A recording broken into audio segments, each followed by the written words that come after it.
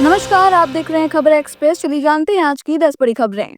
दिल्ली में बड़ा आतंकी हमला, लाल किले के पास कार धमाके में 12 की मौत। दिल्ली में 10 नवंबर की शाम लाल किले के सामने एक खड़ी कार में हुए भयंकर विस्फोट को केंद्र सरकार ने अब आधिकारिक तौर पर आतंकी हमला मान लिया है। इस धमाके में अब तक 12 लोगों की मौत हो चुकी है और 21 लोग घायल हैं।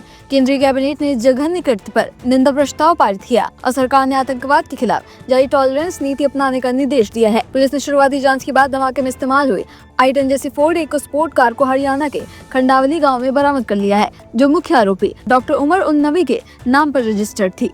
पीएम मोदी पहुंचे घायलों से मिलने अस्पताल, कहा साजिश रचने वालों को बख्शा नहीं जाएगा। दिल्ली ब्लास्ट के बाद प्रधानमंत्री नरेंद्र मोदी भूटान यात्रा से लौटते ही एयरपोर्ट से सीधा LNJP अस्पताल पहुंचे। उन्होंने धमाके में घायल हुए लोगों से मुलाकात की और उनका हालचाल जाना। डॉक्टर से बातचीत के बाद पीएम मोदी ने साफ शब्दों में कहा कि देश विरोधी ताकतों और इस साजिश को अंजाम देने वालों को किसी भी हाल में बख्शा नहीं जाएगा। इसके अलावा पीएम ने गृह मंत्री अमित शाह और रक्षा मंत्री राजनाथ सिंह के साथ सुरक्षा मामलों की कैबिनेट कमेटी CCS की बैठक भी की, जिसमें दिल्ली लाल किला धमाके को लेकर चर्चा की गई।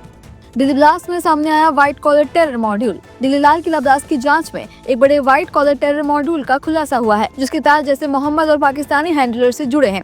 इस नेटवर्क में डॉक्टर, प्रोफेसर और महिला सदस्य शामिल थे। अब तक कुल 7 डॉक्टरों के नाम सामने आए हैं, जिनमें से 6 को गिरफ्तार किया जा चुका है। पता चला है कि ये नेटवर्क मेडिकल प्रोफेशन और शिक्षण संस्थानों की आड़ में कश्मीर के पुलवामा, हरियाणा के फरीदाबाद और उत्तर प्रदेश के सहारनपुर तक फैला हुआ था।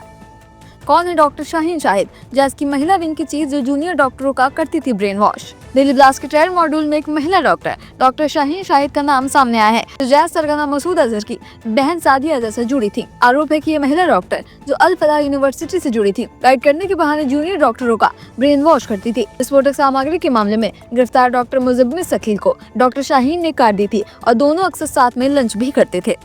अल फलाह यूनिवर्सिटी पे उठे सवाल, क्या आतंकियों का अड्डा बन गया है कैंपस? फरीदाबाद की अल फलाह यूनिवर्सिटी अब सुरक्षा एजेंसियों की जांच के दायरे में आ गई है, क्योंकि दिल्ली ब्लास्ट के मुख्य आरोपी समेत 7 डॉक्टर यही से जुड़े थे। यूनिवर्सिटी प्रबंधन ने चुप्पी तोड़ते हुए कहा, हिरासत में लिए 2 डॉक्टरों के अलावा यूनिवर्सिटी का किसी भी आतंकी गतिविधि में कोई संबंध नहीं है। हालांकि जांच में ये भी पता चला है कि यूनिवर्सिटी का चांसलर डॉक्टर मोहम्मद नबी उमर भी मध्य प्रदेश से भागकर दिल्ली आया था और उसने खुद ही कॉलेज खोलकर चांसलर बन गया था। मुंबई वाराणसी फ्लाइट में बम की धमकी, विमान की इमरजेंसी लैंडिंग। मुंबई से वाराणसी आ रही एयर इंडिया एक्सप्रेस की फ्लाइट में बम होने की धमकी मिली। इसके बाद उसे वाराणसी के लाल बहादुर शास्त्री इंटरनेशनल एयरपोर्ट पर तुरंत इमरजेंसी लैंडिंग करानी पड़ी। सभी यात्रियों को सुरक्षित उतार दिया गया। जांच के दौरान फ्लाइट के टॉयलेट में एक टिश्यू पेपर मिला, जिस पर बॉम्ब गुड बाय लिखा था। इस धमकी के बाद दिल्ली समेत 5 बड़े हवाई अड्डों पर सुरक्षा बढ़ा दी गई है। मुंबई 26/11 जैसा बड़ा हमला करने की थी तैयारी, i20 जैसी एक और आतंकी कार की तलाश जारी। दिल्ली ब्लास्ट के मास्टरमाइंड डॉक्टर मुजम्मिल शकील का डॉक्टर शाहीन शाहिद की गिरफ्तारी के बाद पुलिस को चौंकाने वाले खुलासे हुए हैं। हरियाणा पुलिस के अनुसार इस मॉड्यूल ने 200 से अधिक विस्फोट पावरफुल IED और 2900 किलो विस्फोटक सामग्री तैयार करनी थी। उनका मकसद मुंबई की 26/11 हमले की तरह कई शहरों में AK-56 और AK-47 राइफलों से सार्वजनिक स्थानों पर अंधाधुंध फायरिंग करना और अस्पतालों को भी निशाना बनाना था। INA ने इस मामले की जाँच के लिए 10 सदस्यों की स्पेशल टीम बनाई थी, जो i20 जैसी एक और संदिग्ध आतंकी कार की तलाश कर रही है। बिहार चुनाव 2025, एनडीए को मिल रहा है साफ बहुमत। बिहार विधानसभा चुनाव 2025 के लिए दूसरे चरण का मतदान पूरा होने के बाद 18 एजेंसियों के एग्जिट पोल आ गए हैं, जिसमें एनडीए को साफ बहुमत मिलता दिख रहा है।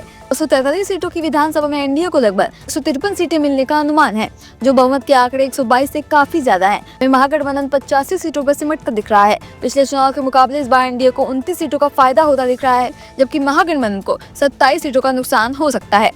दिल्ली NCR में सांस लेना मुश्किल, प्रदूषण गंभीर श्रेणी में और प्रदूषण एक बार फिर खतरनाक स्तर पर पहुंच गया है, जहां औसत AQI वायु गुणवत्ता सूचकांक 413 दर्ज हुआ, जो गंभीर श्रेणी में है। हालात की गंभीरता को देखते हुए graded response action plan GRP का तीसरा चरण लागू कर दिया गया है। इसके तहत कक्षा 5 तक के छात्रों की ऑनलाइन क्लास, सभी गैर जरूरी निर्माण कार्यों पर प्रतिबंध और BS3 पेट्रोल और BS4 डीजल 4 पहिया वाहनों को बैन कर दिया गया है। हीमैन धर्मेंद्र अस्पताल से डिस्चार्ज, अब घर में होगा इलाज। बॉलीवुड के लेजेंडरी एक्टर धर्मेंद्र को सांस लेने में तकलीफ के चलते ब्रीच कैंडी अस्पताल में भर्ती कराया गया था। अब फैंस के लिए अच्छी खबर है, बुधवार सुबह करीब 7:30 बजे उन्हें अस्पताल से डिस्चार्ज कर दिया गया है और वो एम्बुलेंस से अपने घर लौट आए हैं। उनके परिवार ने बताया कि उनका आगे का इलाज घर पर ही होगा। तो ये थी आज की 10 बड़ी खबरें। ऐसे ही रोज बड़ी खबरों को जानने के लिए हमारे चैनल को सब्सक्राइब करना बिल्कुल न भूलें। धन्यवाद।